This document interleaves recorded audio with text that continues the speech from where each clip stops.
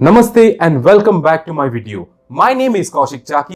In this video, I will help you write your resume and also give you a bonus tip on how to make an infographic resume. So guess what? Whatever be the type or the design of your resume or your resume template, I'm going to share 4 important points that you need to jot down in your resume that would help you in this video. So in this video, I'm going to cover all those 4 points. So when I'm covering these points, I would request you to either open a Word document in your laptop. If you do not have a laptop or a PC, then I would suggest the old school. What is an old school? You just pick up your pen and a notebook and jot down the points that I'm going to mention. Another suggestion would be you write these points down and then mention in your resume. Why am I asking you to write down these points is it would make you more confident in your face-to-face interviews that will give you a grip on your resume. If you have already made your resume, that's a good thing. However, I would ask you to open up your resume and check if all the things are there in your resume which I'm going to tell you, and if there are any minor mistakes, you can rectify them. If you have not made your resume, let's do it now. So let's start with the 4 pillars of writing a resume and then we'll jump to the designing part of it. The 4 pillars of a resume for a fresher would be: number 1, the header; number 2, the education; number 3, the replacement activities for the work experience; and number 4 would be your skills. So let us start with point number 1, that is your headers. So generally in your headers there would be 2 things. Your headers includes your contact details and your resume objectives or your resume statements. I'm going to explain both in details. So let us start with your contact details. In your contact details, the first thing that comes up is your first name and your last name. Second would be your contact details, that is your contact number. Also, you can add your date of birth. It is totally optional. Next would be your email address. Now, when I'm talking about your email address, ensure that your email address looks and sounds professional. It should be something like your first name, your last name @gmail.com. Or if you're not getting that specific email address, then you can go for your name, your date of birth @gmail.com. When I'm talking about non-professional email IDs, it would be gamerboy27 @gmail.com, or else loverboy27 @gmail.com, or sweetpriya21 @gmail.com, or angelprincess68 @gmail.com. These won't work. Why these won't work is when a recruiter reads your resume and if he or she finds out your email address to be non-professional, they would think that you are still immature or not fit for a job. The final point that you need to add in your header would be your professional link. Now, when I'm talking about your professional link, it could be like your LinkedIn or your professional blogs or even your professional website if you have any. But ensure that you at least write down your LinkedIn in the header. If you do not have a LinkedIn account, then I would suggest you to create one right after you have created this resume and then paste the link on your header section.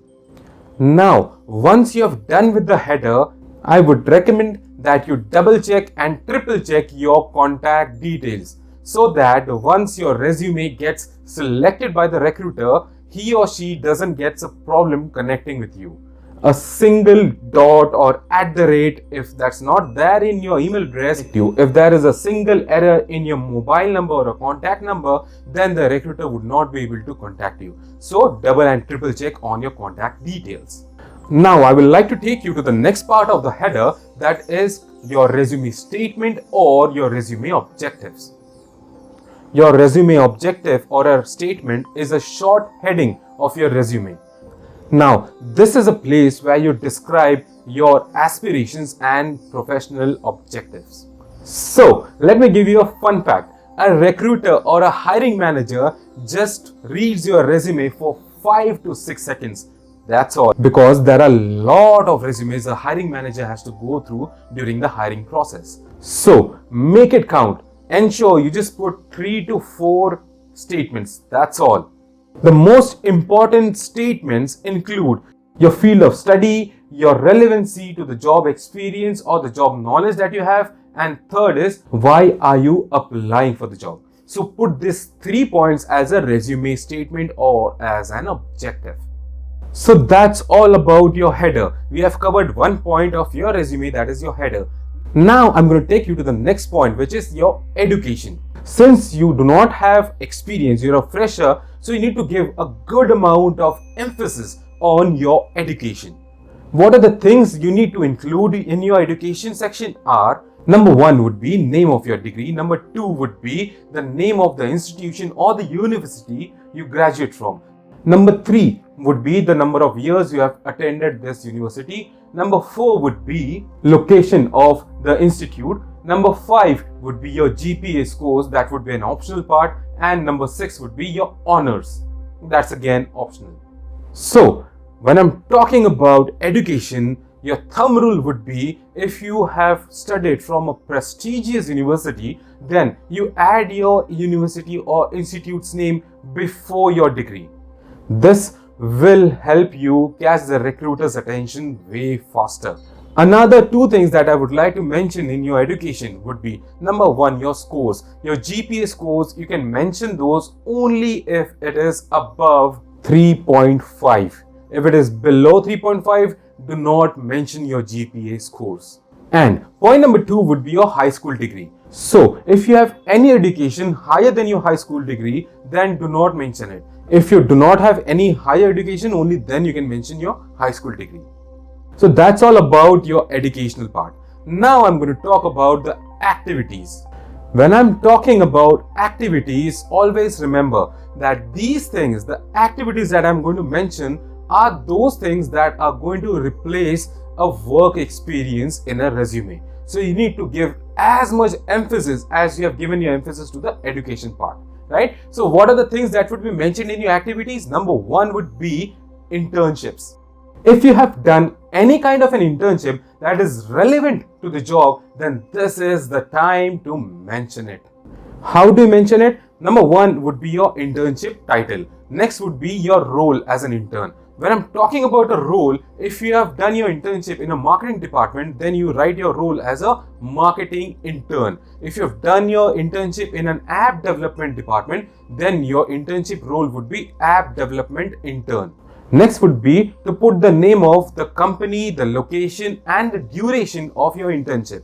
And finally, the last point would be putting your responsibilities as an intern in a bullet point format. So that's all about internship. The next thing that you need to write in your resume in your activities section would be your extracurricular activities. Now, your extracurricular activities are those activities that you need to fill up your resume space with. Try to mention as many extracurricular activities that are relevant for the job, but also mention a few non-relevant activities as well. So these extracurricular activities are a crucial factor that decides the job application. You don't believe it? Okay, let me give you an example. Suppose Rahul and Sanjay are passing out from the same college. Now, Rahul's GPA score is 4 and that of Sanjay is 3.6. However, Rahul does not mention any extracurricular activities in his resume. Sanjay, on the other hand, mentions in his resume that he was the captain of the football team or the cricket team, and he was also the class representative of his batch. So, although Rahul is more qualified than Sanjay, we still don't know much about Rahul. On the other hand, we know a lot about Sanjay now. Sanjay was the point of contact for the batch, that is the students and the professors or the lecturers. Sanjay also was a leader when he was playing as a captain for the football or the cricket team. So he knows a little bit about leadership, and also he knows how to face pressure. So now let's keep the recruiter aside for a moment and you decide who would you choose. A person who has a better score or a person who has an average score but knows and fits well in your organization. So that's the reason extracurricular activities are a crucial factor for job placements. That's why I would suggest you give good amount of thoughts on your extracurricular activities. Now, let us see how we can write the section of extracurricular activities. Please focus on this format because the next activities I'm going to mention will have the same formats as the extracurricular activities. So, number one point that you need to mention would be title of the extracurricular activity. Number two would be name of the organization or the team. Number three would be your role in the organization or the team. Number four would be the time period for which you were associated with the team or the organization. And the last point would be your achievements or recognitions. Again, this is optional. So that's how you mention your extracurricular activities in your resume. The next point of your activities that I'm going to mention would be your volunteering experience. Volunteering shows dedication and passion. And trust me, a recruiter loves nothing more than a committed employee. So whether you spend your free time in an NGO or whether you spend your time collecting trash for a Swachh Bharat Abhiyan, you can mention all of these things in your resume. And how do you mention it? You mention it exactly in the same format how you were mentioning your extracurricular activities. So that's all about your volunteering experience. Now I'm going to talk about your projects. You can mention any relevant project that you were a part of in your school or during your internship. You can mention projects like number one, business project for a real life client. Number two would be mock website if you have created. Number three would be market research that you did during your graduation thesis. And number four would be software that you have developed during your software engineering classes. So these would be the projects that you should mention in your resume. Now let me tell you how to list these projects in your resume. The things that you should mention in your project would be your project name, then your project type, what type of project it was, and then name of the organization related to the project, the time duration, and your responsibilities or your roles during that project. So that's all about your activities. So what are the things that we have covered so far? Number one was your header. Number two was your education. Number three was your activities that replace your work experience.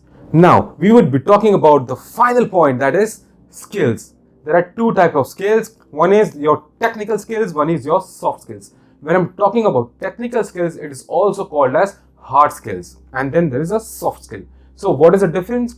Your hard skill or your technical skills are those what you have learned in your academics and the things that you're going to use in your daily work life, such as C++ programming, financial accounting, recruitment, or any other technical aspect of your job. When I'm talking about soft skills, these are the attributes or the habits that would help you adapt in an organization, right? So I would suggest a 70:30 ratio. 70% should be technical skills and 30% should be your soft skills. So I'm pretty sure you know what your technical skills should be. When I'm talking about the soft skills, some of the popular soft skills are teamwork, effective communication, leadership, time management, work management, creativity, and even ownership. There are many more to this. Okay, so once you have written your header, your education, the activities, and your skills, now is the time to make a design for your resume.